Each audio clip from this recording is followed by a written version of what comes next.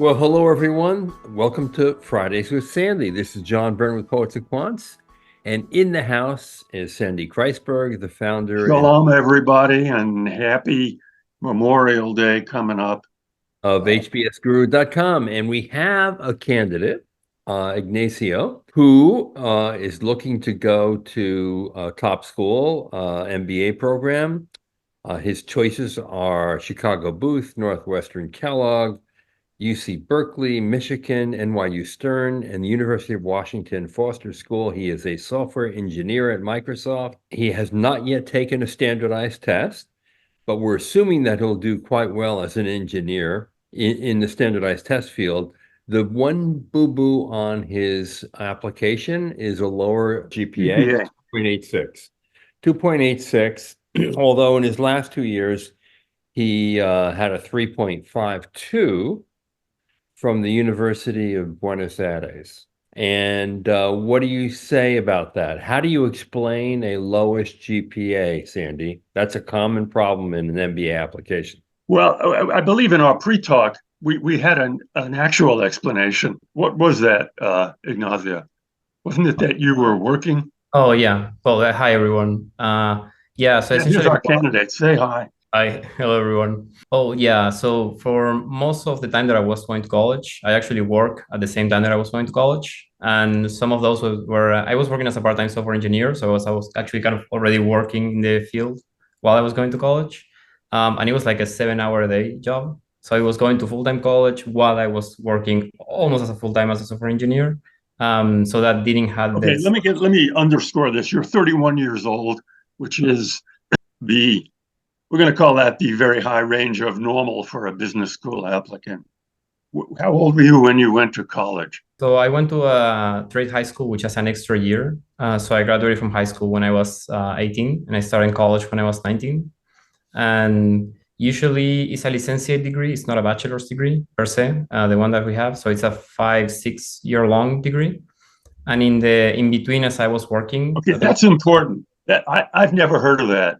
That you Okay. had a 6 year undergraduate degree. Was that a combined BA master's degree? So the standard is different than the one that you use in the US or the UK. The career is separated in two parts, though. It's like a fourth year, the first part, where you take some like Okay, course. blah blah blah. You've got to be able to explain that both on your resume and on your application. Even if there's a part on the application that says, "Is there anything else you want us to know?" It's worth writing a clear explanation of that. Okay. Uh, the person, the senior admissions officers probably know this, but the person reading your file in the first instance at the schools you're applying to might not know this. Okay. No, that's really good to know, actually. Do people that you know at Microsoft apply to business school from your software engineering group? Not from my group directly, but I investigated a little bit and I talked from people from different organizations within Microsoft that did MBAs. They did told me their experiences, but they were mostly from the US. So they already had like more traditional background when they were applying and things like that. So to be honest, most of their comments were, well, I'm not sure what's your case because it's very different. But at least I got some information on the admissions process and stuff like that. What did they tell you that's of general value, or just tell us what they told you? Well, so first of all, it was mostly questions around like why am I doing the MBA and stuff like that. And then when they told me about the admissions process, I think they applied. I think it was one in the University of Chicago, and then another one was Yeah, kind of. what kind of places did they get into, and what kind of places did they didn't get into? They didn't went into that much detail, to be honest. I know one went to the University of Chicago, and then another one went to a kind of an unknown college in the East Coast, so they didn't know that much.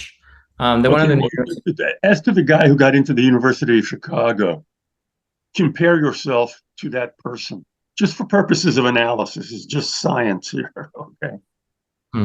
Well, that yeah, what I got at least from his story was so he started Was computer he science. older than you? Was he more advanced? Do you have any idea of what his stats are in terms of GPA and standardized testing? I don't know the GPA in the United States, to be honest. He has like 20 years of experience already working at Microsoft. So he did the MBA like 15 years ago or something like that, like a really long time ago. I think 10 or 15 years ago. Oh, And that's when you knew him. So he got the MBA a long, long time ago. yeah, I asked around who did an MBA at Microsoft, and they gave me his contact, and then I kind of talked to him about it. So it was a long time ago, though.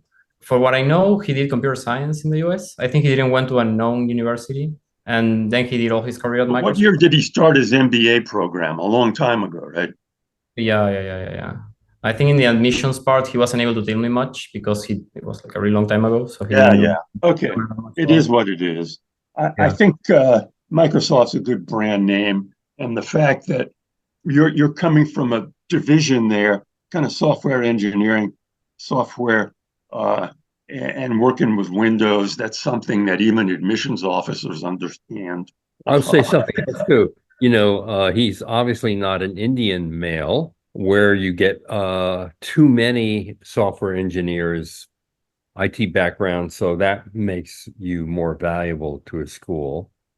Mhm. And Microsoft, incidentally, last time we looked at Chicago Booth was pretty much a top 10 feeder into Chicago Booth's MBA program.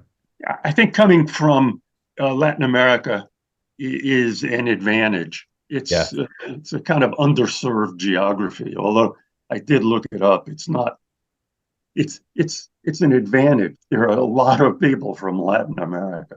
Here's a question for you, Andy, the other John. thing, the kind of interesting thing is that he did internships at both Microsoft and Facebook, and he did them while he was, I guess, were you in those internships while you were in school, or was that after? No, it was while I was going to school. Yeah. Okay, so Yeah, it's another thing. I think, look, if you're interning at Microsoft or Facebook, you want to impress. So you're going to really put everything you got into that, and your studies are going to suffer. I totally understand that. yeah. Okay. Just a footnote here. Your resume is hard to read and hard to understand. You really, if you want, you really either need to teach yourself what a standardized resume looks like, or hire someone just to do your resume with you. Okay. That would be money well spent. Okay. Yeah, Because there's too it much would stuff. force you to get your story straight too. Yeah. I mean, the fact that you were a teaching assistant at the university is kind of interesting, but then you're a substitute teacher as well, a PHP developer, Yeah, it's confusing. Fix it. Okay. too much. Okay. Yeah. Yeah, cool, actually. Okay, John. This is just an interesting footnote here. Number of people at Harvard Business School from Brazil. Well, it's funny Both that years. you asked that question because we recently went to the page that you always go to and did a story on where Harvard Business School gets its international MBAs from. And let's see where Brazil is. Brazil is not high up, meaning that they would Rattle like. them off. Our readers want to know. Yeah, well, number one, India, no surprise. Right. 104 students total in the program right now. Canada next, 63. Wow. China, India is more than Canada. Keep going. Yeah. yeah, 53 from China, 44 from the United Kingdom. And then it starts going down. Oh, here we are, 25 from Brazil. So one, two, three, four. Brazil is the fifth most represented country outside the US in the Harvard Business School student enrollment. Yeah. My point for as it affects our candidate is that Brazil, they're happy to get people from Brazil, but Totally. it's not a real odd duck. Yeah, definitely It, not. yeah, they prefer people from Chad. Okay. Well, and Harvard is more from Brazil than France, Mexico, Germany, Colombia, Indonesia, Japan, Italy, Nigeria, Saudi Arabia. Those are surprising. Okay, Yeah.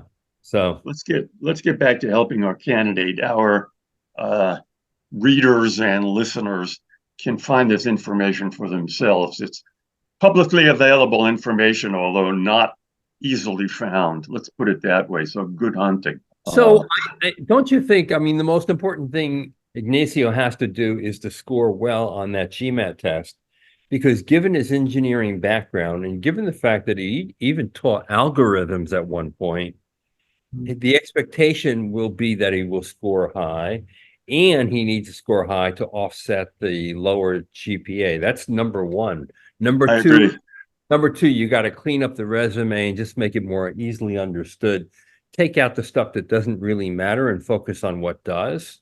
What about the choice of schools? Do you think that choice is right for Ignacio, or do you think we need to tweak what his target programs are? I would say, and I think, Sandy, you would agree that both at Chicago Booth and Northwestern Kellogg, those are kind of reach schools, unless Ignacio gets a really good GMAT. Those schools are pretty much focused on that GMAT score because they are neck and neck in U.S. News rankings, and they are, and that's all and they care a lot about them. Yes. Yeah, they care a lot about it, and the GMAT score is important there. So, but if you score well, that means a lot to them. Really, I think you're going to have a hard time overcoming your GPA, to be honest. Look, take the standardized test and take it again and again and again until you get the best score you can get. It's real important for you more important for you than for most people for a couple of reasons, because of the GPA and, well, you've got a pretty solid work history. Yeah, okay. You're good. That's there. Good. What score should he aim for? Should he be aiming for more than a 720 on the old scale? 80% on both sides. That's the kind of golden. Yeah, right. I've lost track of how it. I know the new abbreviated GMAT has a different scoring system to provide more differentiation at the top. The GRE scoring system on their new abbreviated test is the same. But your homework, Ignacio, is to figure out if you do better on one test or the other. Take practice exams, and if you feel more comfortable with one or the other. Some people do. So that's your first task. Once you decide on which test you're going to focus on, plan to keep taking it. It has an outsized importance. Okay. No, that's good to know, actually. Yeah. The three important events in my life: being born, my bris, and taking standardized tests. Okay. I take it you did very well, Sandy. I came up a little short on the bris and the SATs.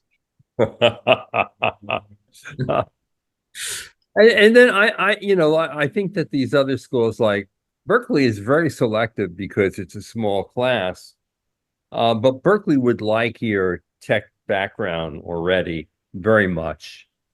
UCLA is a great place to go, and it's underappreciated. Okay, this is real important, Ignacio. Tell me your roadmap after business school. What job do you want after business school, and what job after that? Yeah. And where do you see yourself, at the culmination of your career? Yeah, so the story is that ever since I was a kid, I really like computer-related stuff and math, and I always want to have my own company at some point. And this is kind of doing the MBA is kind of the baseline for getting everything that I need for actually going and build that. In terms of what I would do right after the MBA, I will keep working in tech in kind of the same roles that I'm having, but aiming at a director and executive position in like 10 years or more, probably. John, is it good or bad that he says, what I'd like to do after earning my MBA is to go back to Microsoft or a peer company? I think that's okay. I think that's good. That's good, because the admissions committee says this guy's going to be employed. We're not going to have some, loafer hanging around the coffee house. You're going to be easy to place, whether it's Microsoft, Google, Meta, whatever, given your background with an MBA. I would craft a career path that says I'm very interested in the management of technology and technological information. Here's the question I ask people. Nobody's able to answer. I know what's coming. Here's Who's your role model? Who do you most admire? 3 role models. This is something you should have. Who are 3 role models for you? Okay, I do have 2 though. One is Alec Oxenford. I don't know if you guys know him. He's an Argentinian entrepreneur. He founded the OLX group and the Let Go app, which are 2 successful companies though. Now he's in Spain. He's doing venture capitalists and stuff like that. I would love to follow his path on what he's been doing. Kind of set up as a company, growing that up into a group, and then moving. Does he have an MBA? He did some class at Harvard. I don't remember if it's an MBA or one of those accelerated 1-year programs. It helps if your role model has an MBA, or else, particularly with a guy like a resume like yours, the school is saying, what can we do for it? Okay. And yeah, so that's one. And the other one is Marcos Valperin, which is the CEO of Mercado Libre. Is one of the top companies in Latin America. He did have an MBA. I think it was at Stanford.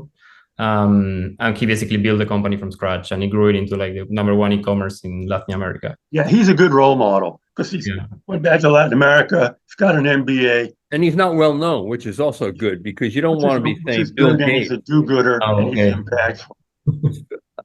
Yeah, exactly. That's good. That's very good. Those are good. What ask this? What are you going to do right after business school?